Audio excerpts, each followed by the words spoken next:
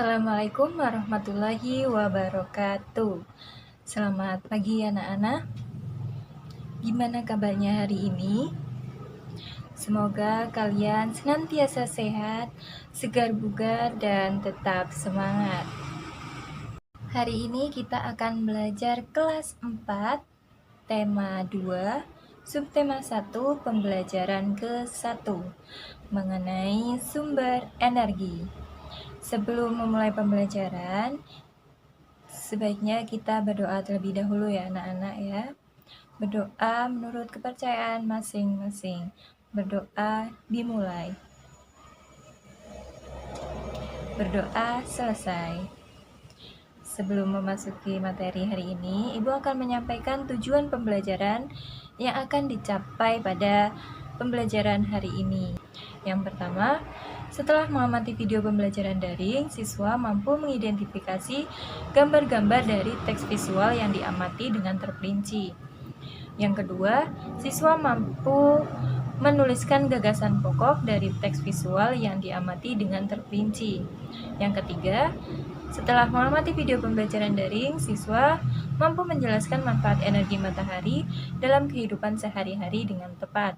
Yang keempat, setelah percobaan, siswa dapat menyajikan laporan hasil pengamatan tentang matahari sebagai sumber energi dalam kehidupan yang sistematis. Sumber energi.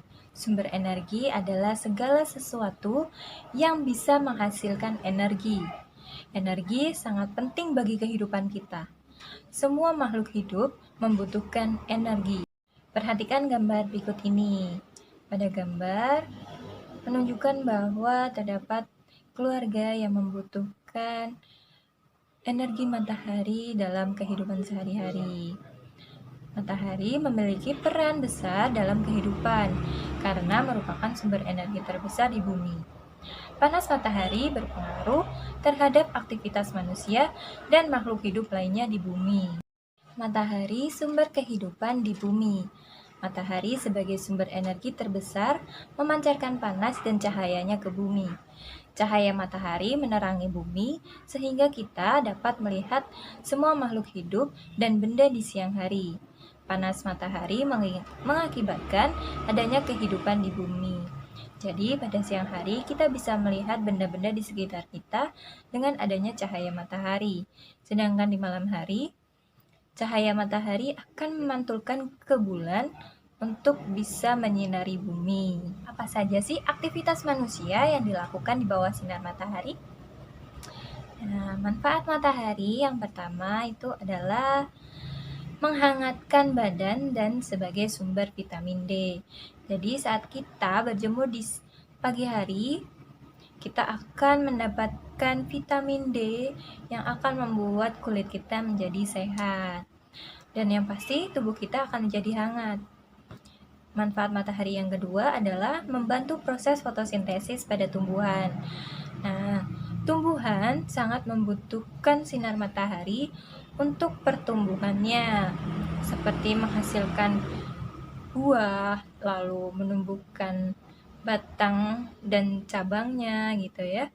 Lalu manfaat matahari yang ketiga adalah mengeringkan pakaian. Pada saat ibu kita mencuci baju, pasti kita butuh sinar matahari untuk mengeringkan pakaian agar pakaian kita kering dan dapat dipakai kembali. Manfaat energi matahari yang lain adalah pertama, menerangi bumi, yang kedua, membuat terjadinya siang dan malam, yang ketiga, terjadinya siklus pertukaran air, yang keempat, berperan dalam proses terjadinya awan, yang kelima, sumber energi pada panel surya, yang keenam, berperan dalam proses fotosintesis. Ayo mencoba. Kita harus membantu Edo dalam membuktikan panas matahari sebagai sumber energi yang penting untuk keberlangsungan makhluk hidup. Nah, bagaimana caranya? Yang pertama adalah basahi 2 helai sapu tangan, 2 lembar tisu, 2 lembar kertas. Lalu jemurlah sehelai sapu tangan, tisu, kertas di tempat yang panas atau di bawah sinar matahari. Nah, sisanya letakkan di tempat yang teduh seperti di ruangan tertutup. terakhir adalah kalian harus mengamati dan tuliskan perubahan yang terjadi pada benda-benda tersebut setelah 15 menit, 30 menit, dan 60 menit. Kisah Ali si biji energi. Ibu akan membacakan cerita ini kepada kalian dan kalian juga bisa membacanya di buku LKS ya, anak-anak. Nah, aku Ali si biji energi. Aku menanam biji-biji energi di sebuah ladang yang luas di peternakanku. Saat matahari bersinar, ada energi pada cahaya matahari. Cahaya matahari membuat biji-bijiku tumbuh menjadi tanaman-tanaman yang tinggi. Tanaman-tanamanku menyimpan energi itu di dalam akar, batang, daun, dan butiran biji yang baru. Dengan segera, aku akan tumbuh tinggi dengan daun-daun lebar dan biji-biji yang baru. Kamu bisa memakan dan memasak aku supaya kamu memiliki energi. Energi itu akan membuatmu tumbuh, bergerak, dan berpikir. Aku juga memberi makan hewan-hewan ternak dengan beberapa bagian dari tubuhku, sehingga mereka tumbuh besar dan sehat. Dari teks tersebut, kita dapat mengolah informasi dalam bentuk peta pikiran. Mengolah informasi adalah mengolah sumber berupa gambar atau teks menjadi informasi yang lebih jelas. Bagaimana caranya untuk membuat peta pikiran? Nah, yang pertama adalah tuliskan gagasan utama di tengah kertas kemudian dilingkari. Yang kedua, ditambahkan cabang sesuai dengan banyaknya gagasan pendukung. Yang ketiga, tuliskan kata kunci pada cabang yang dibuat. Contoh peta pikiran, perhatikan gambarnya.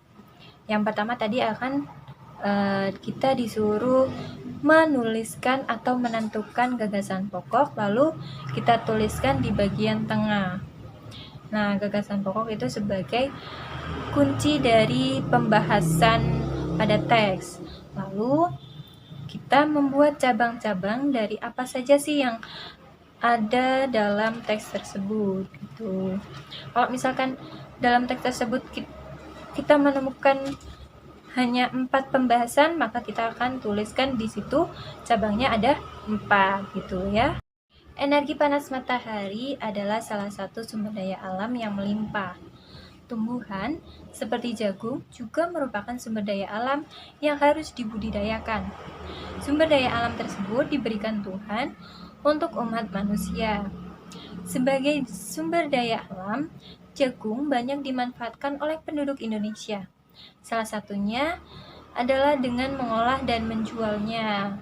Nah, di situ adalah contoh olahan jagung yang biasa kita temui di berbagai tempat, seperti contoh gambar adalah jagung bakar. Apakah kalian pernah makan jagung bakar? Pasti rasanya enak ya, karena itu adalah sumber daya alam yang memiliki manfaat sangat banyak. Sumber daya alam Indonesia memiliki sumber daya alam yang berlimpah. Disebut sumber daya alam karena berasal dari alam. Penduduk Indonesia dapat menikmati sumber daya alam tersebut untuk memenuhi kebutuhannya. Laut Nusantara terkenal karena ikannya.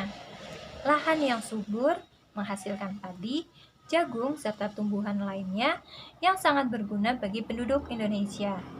Gas bumi, minyak, serta logam banyak memberikan manfaat bagi masyarakat. Gas bumi itu seperti bensin, itu sangat bermanfaat untuk masyarakat. Yaitu dengan gas bumi atau bensin, masyarakat bisa mengendarai motor dengan jauh tanpa memikirkan bensinnya habis. Sumber daya alam dibagi menjadi 2. Sumber daya alam yang dapat diperbarui dan sumber daya alam yang tidak dapat diperbarui. Sumber daya alam yang dapat diperbarui adalah sumber daya alam yang dapat tersedia kembali dalam waktu yang cepat sehingga tidak dapat habis. Contohnya adalah jenis tumbuhan, hewan, air, dan udara. Sumber daya alam yang tidak dapat diperbarui. Sumber daya alam yang tidak dapat diperbarui merupakan sumber daya alam yang pembentukannya berlangsung sangat lambat dalam waktu jutaan atau ratusan juta tahun. Jumlah sumber daya alam jenis ini relatif tetap atau berkurang karena dimanfaatkan dan akhirnya pada saatnya nanti akan habis atau tidak tersedia lagi. Contohnya adalah minyak bumi, gas alam, batu bara, dan bahan tambang lainnya. Negara kita tercinta Indonesia sangat kaya akan sumber energi dan sumber daya alam yang berlimpah. Maka dari itu, kita harus berhemat dalam menggunakannya, agar kelak kita masih bisa menikmati sumber daya alam dan sumber energi yang memang kita butuhkan dalam kehidupan. Sekian pembelajaran hari ini. Terima kasih sudah menonton video dari Ibu.